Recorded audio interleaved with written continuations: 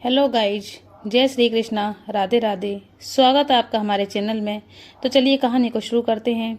आज की कहानी का शीर्षक है अचानक पीहर पहुंची बेटी ने माँ को किस हाल में देखा। अचानक पीहर पहुंची बेटी ने अपनी माँ को भाभी से पिटते हुए देखा तो बेटी ने ऐसा क्या किया कि भाभी के होश ठिकाने आ गए। 2 दिन से बंद कमरे में भूखी कटोरी जी का आज दरवाजा खोला गया।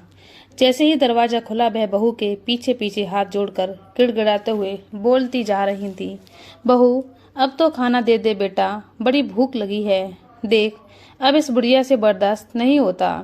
बस बहू बासी ताजा जो भी है दे दे, अब बर्दाश्त नहीं होता। कहते कहते कटोरी जी फपक फपक कर रोने लगी कि तभी उनकी बहू मीरा आंखें दिखाकर बोली, बुढ़िया चुपचाप यहीं बैठी रह, वरना बह भी नहीं दूंगी। कटोरी जी किसी छोटे बच्चे की तरह वहीं जमीन पर बैठ गई।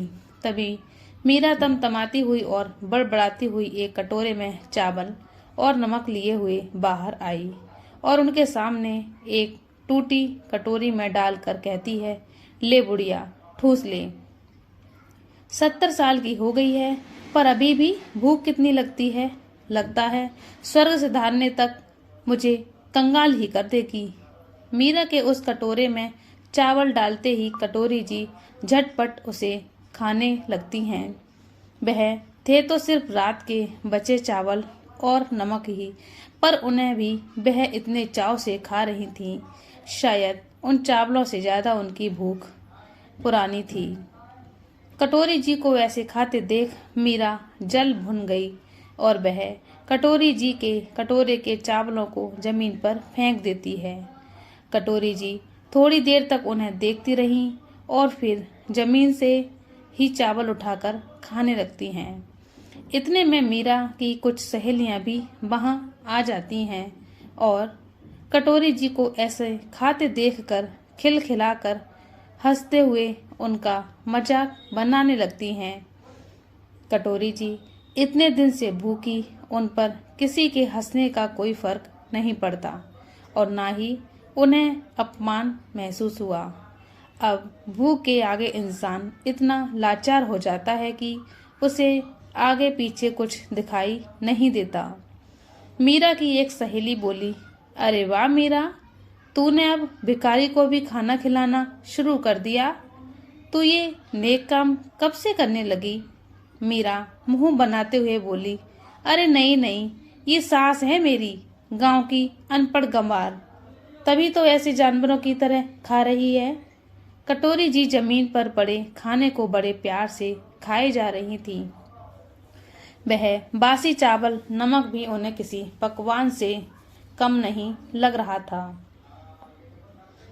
उन्हें देखकर किसी भी दयालु इंसान की आंखों में आंसू आ जाएं। लेकिन दूसरी तरफ मीरा की सहेलियां उन पर बेशर्मों की तरह हंस रही थी कि तभी उसकी एक सहेली ने मेज पर रखा एक पिज्जा का टुकड़ा ले जाकर कटोरी जी की तरफ दिखाया। उस टुकड़े को देखकर कटोरी जी की आंखों में चमक आ जाती है, लेकिन जैसे ही उन्होंने वह टुकड़ा पकड़ने के लिए अपना हाथ आगे बढ़ाया, उसने अपना हाथ पीछे खींच लिया। वह कभी उस टुकड़े को कटोरी जी के आगे करती तो कभी पीछे खींचती और सारी सहेलियां जो कि अमीर घराने की एक नंबर की बिगड़ैल औरतें थीं, कटोरी जी की दशा पर ठाका मारकर हंस रही थी। ये सब देखकर कटोरी जी की आंखों में आंसू आ गए। वह उस टुकड़े को जमीन पर फेंकते हुए बोली, ले बुढ़िया खा ले। मीरा भी वहीं मेज पर बैठी अपनी सहेलियों के साथ कटोरी जी का मजाक बनते हुए देख रही थी। तभी अचानक अपने गाल पर पड़े चांटे में से हंसी ठिठोली की आवाज सन्नाटे में पसर गई। कौन हो तुम और तेरी हिम्मत कैसे हुई मुझे थप्पड़ मारने की? तब तक एक और तमाचा मीरा की सहेली के गाल पर पड़ा तो वह सीधा कटोरी जी के कदमों में जाकर गिर पड़ी।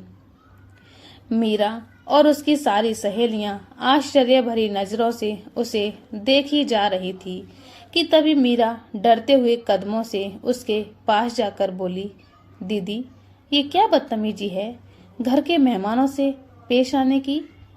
कि तभी एक झन्नाटेदार तमाचा मीरा के गाल पर भी पड़ा।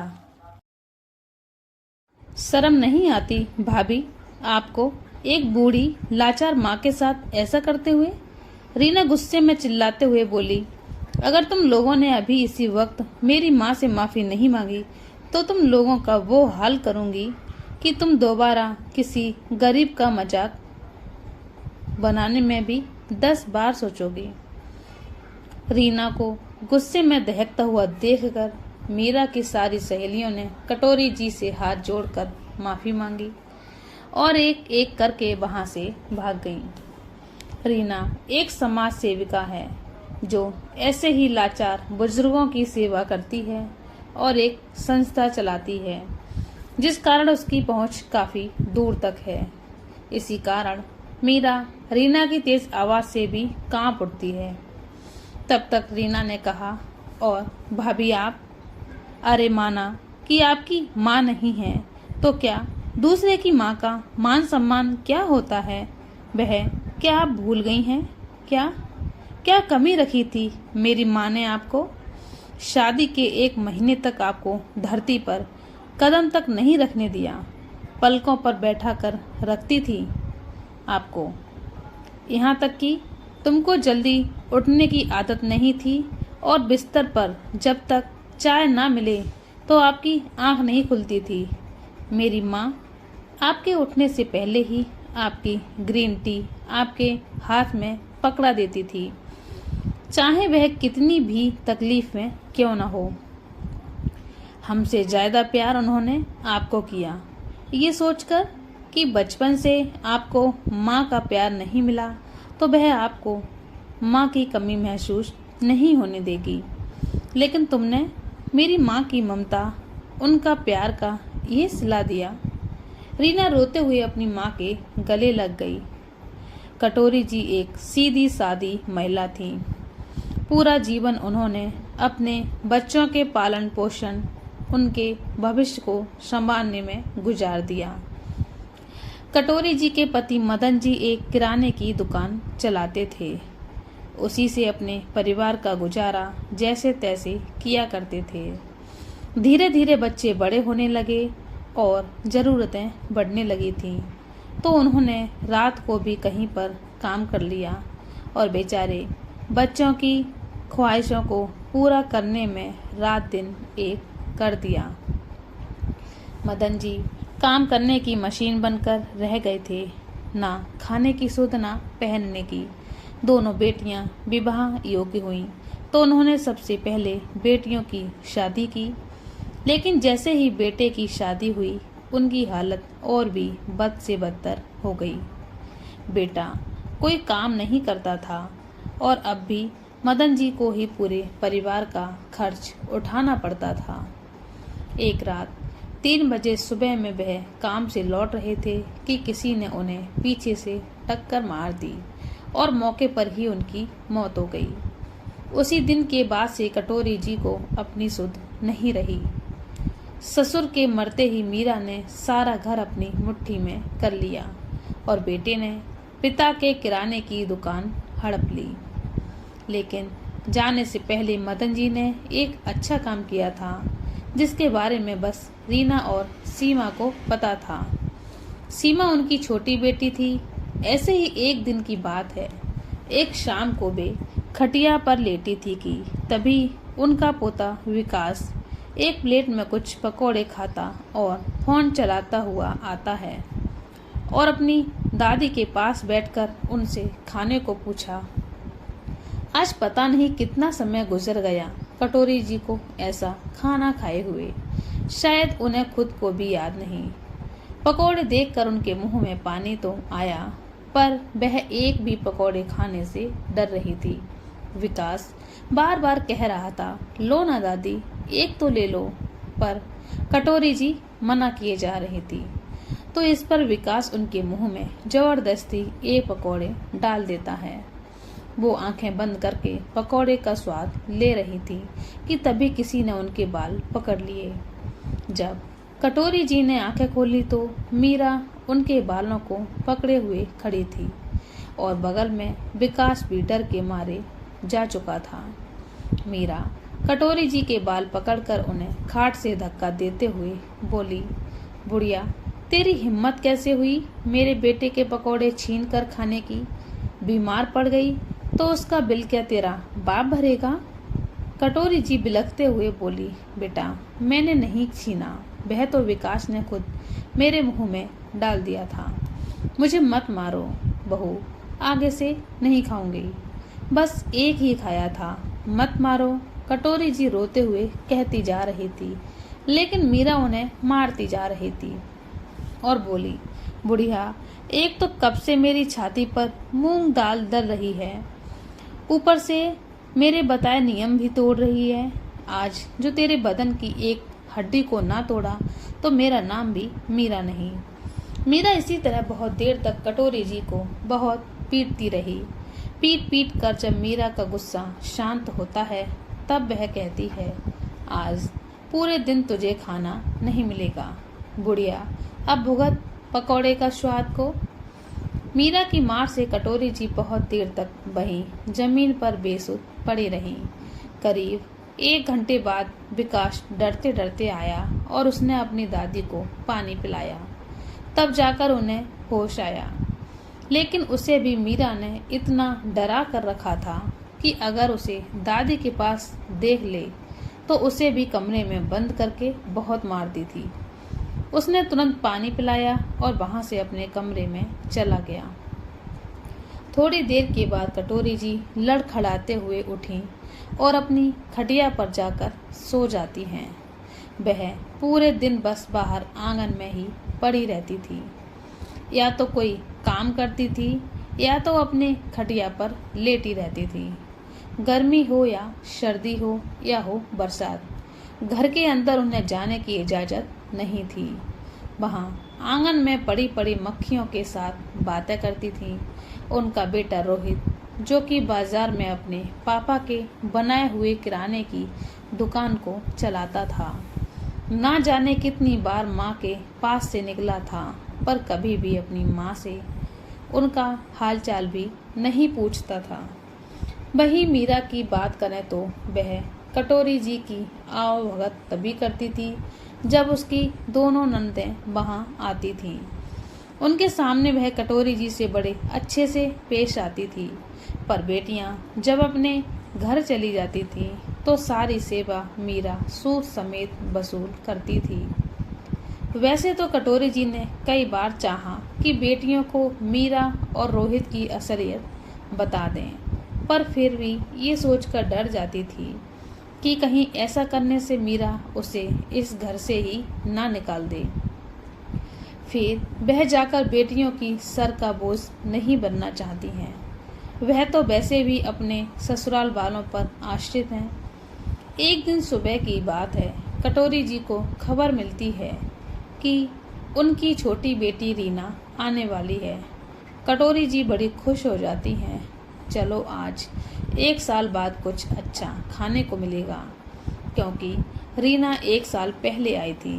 वहीं पर मीरा गुस्से से बड़बड़ा रही थी और कह रही थी, इनको और कोई काम धंधा नहीं है क्या जो बार बार मुंह उठाकर आ जाती हैं? अब उनके साथ साथ इस बुढ़िया की भी सेवा करो। मेरा बस चलता ना तो इस बुढ़िया को जहर दे दूं। ना काम की ना काज की, दुश्मन अनाज की। जब रीना आ गई, रीना के आने का समय शाम का था, पर वह जल्दी ही आ गई और इसकी खबर उसने पहले से ही अपने भैया भाभी को नहीं दी, क्योंकि वह जल्दी जाकर सबको चौंकाना चाहती थी। लेकिन रीना ने जैसे ही घर में कदम रखा, अपनी माँ को देख उसकी आंखों में आंसू आ गए। रीना ने भी समय की नजाकत को समझा, क्योंकि वह जिस मकसद से यहाँ माँ के लिए आई थी वो उसे अभी खोलना नहीं चाहती थी। आखिर माँ की जिंदगी का जो सवाल था, अब उम्र भी काफ़ी हो गई है ना। ओह, मैं बातों बातों में एक बात करना भूल ही गई भाभी, कल सीमा दीदी भी आ रही है। वह क्या है ना, पापा ने हम तीनों भाई बहनों के नाम पर एक प्रॉपर्टी रखी है, जो अब हम चाहते हैं कि सारा कुछ भैया के नाम कर दें। जब पापा की जिम्मेदारी भैया ने उठाई और माँ की अभी भी उठा रहे हैं, तो फिर उनके जायदाद में उन्हीं का सारा हिस्सा होना चाहिए ना। रीना ने मीरा को अपने जाल में लपेटते हुए कहा। ये सुनकर मीरा के तो मन में लड्डू फूटने लगे। चलो, इस बुढ़िया को इतने ही दिनों तक पालने का कुछ तो फल मिला। इधर कटोरी जी रीना की बातों से दुखी हो जाती हैं और सोचती हैं, मेरी भोली बेटियां अपनी माँ की आंखों को कांस पढ़ पाती, उनका दर्द देख पाती और अपने भैया भाभी का असली चेहरा देख पाती। मैं तो कुछ कह नहीं सकती, और अगर इस बार भी चुप रह गई तो बहुत गलत हो जाएगा। नहीं, मुझे अब चुप नहीं रहना चाहिए। कटोरी जी तो सब कुछ रीना को बताने ही वाली थी। कटोरी जी ये नहीं चाहती थी कि उनकी वजह से उनकी बेटियों के जीवन में कोई मुसीबत आए, इसलिए रीना को कुछ नहीं कहा। उसके बाद रात को सभी सो जाते हैं कि तभी रात में दबे पांव मीरा आकर उन्हें धीरे से जगाकर बाहर जाने को कहती है। कटोरी जी दबे पांव मीरा के पीछे पीछे कमरे से बाहर चली जाती हैं। मीरा कटोरी जी को रसोई में ले जाकर एक जोर का बेलन उनकी कमर में जड़ते हुए बोली, बड़ी आराम फरमा रही है, और अगर तूने अपनी जुबान खोली तो बुढ़िया, पता है ना तेरे साथ फिर मैं क्या करूँगी। एक बार ये तेरी बेटियां अपना हिस्सा छोड़ दें, उसके बाद तो उनके सामने ये सारे ढोंग करने की ज़रूरत ही नहीं पड़ेगी। फिर तो इनका यहाँ आना जाना बंद ही कर दूंगी। उससे पहले ज़रा भी कोई बात की भनक लगी तो तुम्हारी खैर नहीं। याद है ना पिछली बार की मार, उससे भी ज़्यादा दाग होंगे तेरे बदन पर। कटोरी जी हाथ जोड़कर बोली, कुछ नहीं कहूँगी बहू, बस तू मुझे मारना मत। कटोरी जी ने अपने दर्द को अपने सीने में ही दफन कर लिया। अक्सर जब बेटियां मायके जाती हैं तो माँ बेटी एक दूसरे से बातें करके अपना दर्द हल्का कर लेती है, लेकिन यहाँ तो कटोरी जी की हालत ऐसी थी कि वह अपना कोई भी दुख अपनी बेटी के साथ नहीं बांट पा रही थी और अंदर ही अंदर घुट रही थी। अगले दिन कटोरी जी की छोटी बेटी सीमा भी आ जाती है, तो उसे देखते ही मीरा और भी ज़्यादा खुश हो जाती है। शायद ये पहली बार हो रहा था कि ननदों के आने पर मीरा इतनी खुश थी। कटोरी जी जानती थी कि इन सब के बाद मीरा उनके साथ और भी बुरे तरीके से पेश आएगी, पर वह चाहकर भी अपनी जुबान खोलने की हिम्मत नहीं जुटा पा रही थी। खाना खाने के बाद शाम को सीमा बोली, भैया कागज तो हमने हमारे पापा के वकील से बनवा लिए हैं, वह कल लेकर आएंगे। इतना सुनते ही कटोरी जी से रहा नहीं गया। उन्होंने कहा, अरे ये सब करने की क्या जरूरत थी, पापा ने कुछ सोच समझ कर ही ये सब किया होगा। कटोरी जी के मुंह से ये सुनते ही उनका बेटा रोहित और बहू मीरा बड़ी बड़ी आंखें करके उन्हें घूरने लगी कि तभी रीना कहती है, माँ पापा ने हम तीनों को हमेशा एक जैसा चाहा, इसलिए उन्होंने ऐसा किया, पर अब जब हम अपने घर में रच बस गए हैं फिर इन सब की हमें क्या ज़रूरत। अपनी दोनों बहन के मुख से प्रॉपर्टी देने की बात सुनकर उसका भाई रोहित और उसकी पत्नी मीरा बहुत खुश हो जाते हैं। वे सब जान रहे थे कि एक बार बहन अपने हिस्से की प्रॉपर्टी छोड़ दें, उसके बाद तो वह जैसा मन वैसा ही करेंगे। अगली सुबह दोनों बहनों ने मीरा से कहा, भाभी हम माँ के लिए कुछ लेने बाजार जा रहे हैं, फिर पता नहीं कब आना होगा, इसलिए इस बार हम माँ का पूरा बंदोबस्त करके जाएंगे और 1 घंटे में वकील को साथ लेकर वापस आएंगे। उनके बाजार जाते ही मीरा को पूरा मौका मिल जाता है कटोरी जी पर अपनी भड़ास निकालने का। वह कटोरी जी के पास पनीर का एक बड़ा टुकड़ा लेकर आई और कहा, ये बुढ़िया, पनीर के पकौड़े खाने थे ना तुझे? देख कितना बड़ा पनीर लाई हूँ तेरे लिए। ये कहकर वह लाल मिर्च पाउडर उस पनीर के टुकड़े में डाल देती है और कहती है, अब खा इसे। कटोरी जी ने कहा, नहीं बहू, इतनी मिर्ची मैं नहीं खा सकती। बुढ़िया, अब तेरी बेटियां भी यहाँ नहीं हैं जो तुझे बचाएंगी। हाथ जोड़ते हुए कटोरी जी ने कहा, बहू, एक बार तूने मुझे जबरदस्ती खराब खाना खिलाया था, जिसकी वजह से मैं 15 दिन तक बीमार रही, और अब इतनी मिर्ची, कहीं मैं मर ना जाऊं। मर जाए तो भी चलेगा, पर जो बच गई तो बहुत तड़पूंगी। बहू, ऐसा जुल्म ना करो, मुझे जहर लाकर दे दो, मैं खाकर हमेशा के लिए यहाँ से तुमसे दूर हो जाऊंगी। पर ऐसे हर रोज मुझ पर अत्याचार मत करो, आखिर मैंने तुम्हारा क्या बिगाड़ा है? मीरा ने कहा, जहर दे पाती तो कब का दे दिया होता, पर ये सब करके मुझे जेल नहीं जाना। पर जितने दिन भी जिएगी मैं तेरा हाल ऐसे ही करूंगी कि तू खुद ही मर जाएगी। मीरा ने आंखें दिखाकर कहा और वह पनीर का टुकड़ा जबरदस्ती कटोरी जी के मुंह में घुसाने जा रही थी कि तभी पीछे से रीना और सीमा ने आकर मीरा को धक्का देकर एक जोर का तमाचा मारकर कटोरी जी से दूर कर देती है और सीमा लगातार कई चांटे मीरा को मारते चली जाती है। ये क्या कर रही हो तुम सीमा? मीरा ने गुस्से में कहा। क्यों भाभी, जो आप माँ के साथ करती हैं उसके आगे तो ये कुछ भी नहीं है। उसके लिए तो आपको जो सजा दी जाए कम है, सीमा ने कहा। तब पीछे से रोहित भी आ जाता है। तब मीरा तुरंत कहती है, देखिए जी, आज ये छोटी होकर अपनी माँ जैसी भाभी पर हाथ उठा रही है। क्या नहीं किया मैंने इसके लिए? इस घर में जब मैं आई थी ये कितनी छोटी थी, माँ बनकर इसका ख्याल रखा, और आज ये मुझ पर हाथ उठा रही है। रोहित ने कहा, ये क्या है सीमा, तुम लोग ये सब करने आए हो यहाँ?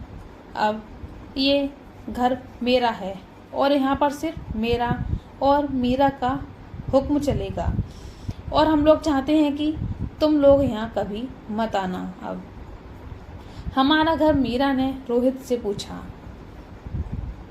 हाँ मीरा, ये लोग अभी अभी मेरी दुकान पर वकील को लेकर मुझसे दस्तखत करवाने पहुंचे थे। इन लोगों ने अपना हिस्सा मेरे नाम कर दिया है, इसीलिए अब तुम्हें चिंता करने की कोई ज़रूरत नहीं। अब नहीं तुम्हें इनकी चापलूसी करने की ज़रूरत है, और ना ही इस बुढ़िया को सताने से तुम्हें कोई रोक सकता है। जिसे दिक्कत है वह इसे अपने साथ ले जाए, रोहित ने कहा। पर मुझे एक बात समझ में नहीं आई कि इन लोगों ने आपके दुकान पर जाकर दस्तखत क्यों करवाए और मुझे बाजार कहकर गई थी। मीरा ने कहा तो इस बात पर रीना और सीमा जोर जोर से हंस पड़ी, और फिर रीना बोली कि जो भी कहो भाई भाभी, आपका दिमाग सच में भैया से तेज है, इसीलिए हमने दुकान पर जाकर दस्तखत कराए ताकि हमारा प्लान कामयाब हो जाए। ये यहाँ घर पर आपके सामने चालाकी करना थोड़ा मुश्किल होता। ये क्या मजाक है रीना? रोहित ने आंखें दिखाकर कहा तो सीमा अपने भाई को एक जोरदार तमाचा लगाकर बोली, रुको भैया, शुरू से बताती हूँ। अब रीना सारी सच्चाई बताने लगती है कि आखिर सीमा और रीना यहाँ पर किस लिए आई थी, वे क्यों अपनी प्रॉपर्टी अपने भाई के नाम करना चाहती थी, इसके पीछे उनका असली मकसद क्या था। रीना ने कहा, भाभी आपको याद है उस दिन जिस दिन विकास माँ को जबरदस्ती पकौड़े खिला रहा था, उसी समय आपसे मैंने कुछ देर पहले फ़ोन पर बात की थी। आपने सोचा फ़ोन कट गया है, लेकिन फ़ोन कटा नहीं था। मैंने सारी बातें सब कुछ सुन लिया था। वह मोबाइल विकास अपने पास लिए हुए था और पकौड़े खाने में व्यस्त था। शायद ये विकास की गलती थी या भगवान की कोई लीला, ये तो कह नहीं सकती। पर उस दिन जब माँ को भाभी सिर्फ एक पकौड़े खाने के लिए पीट रही थी, मैंने सब कुछ सुन लिया और समझ भी लिया। मुझे उसी दिन ये पता चल गया था कि माँ के साथ आप कैसा बर्ताव करती हैं।